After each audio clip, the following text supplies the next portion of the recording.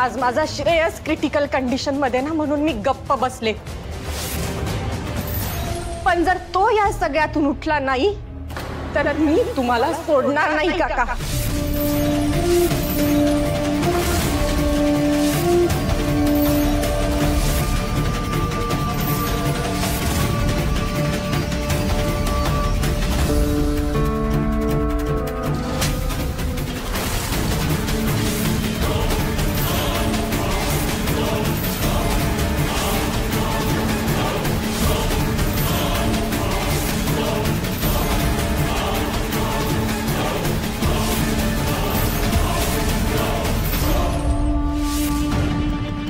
तोंडाला येईल ते वाटेल ते बोलशील का ग?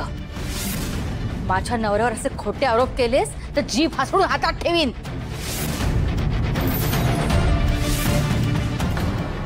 माझ्या नवऱ्यावरती आरोप करण्याआधी थोडा विचार करायला हवा होतास। याच्या आधीही तू त्यांच्यावरती निर्लज्जपणे आरोप केले होतेस आणि नंतर माफीही मागितली होतीस। स्वतःचा जीव धोक्यात घालून त्यांनी तुझा जीव वाचवला, स्वतःच्या अंगावर गोळी झिलली, हे विसरलीस वाटतं।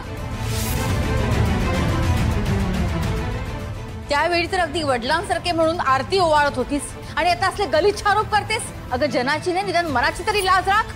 ज्यांना लाज वाटायला पाहिजे त्यांना तर जरा सुद्धा लाज शरम वाटत नाहीये। माझ्यावर विश्वास नाहीये ना?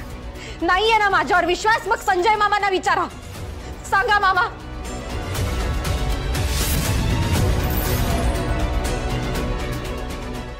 आणि आत्या नीट ऐका, माझा जो पहिला संशय होता ना तोच खरा होता।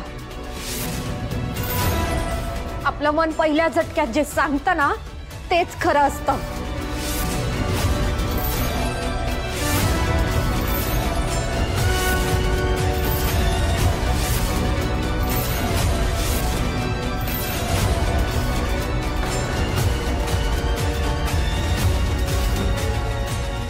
काय चाललंय? बंद करा गोंगाट। अहो तुम्ही शिकली सवरलेली माणसं, तुम्ही हॉस्पिटलमध्ये आहात याचंही भान नाहीये तुम्हाला? चला सगळे निघा इथून, कोणीही थांबायचं नाही। तुमच्या पेशंटची माहिती कळवू आम्ही तुम्हाला, कोणी इथे थांबायचं नाही, निघा सगळे। डॉक्टर मी तुमची माफी मागते, पण मला थांबू द्या इथे। श्रेयस माझा नवरा आहे हो, मी त्याला असं एकटं सोडून जाऊ शकत नाही।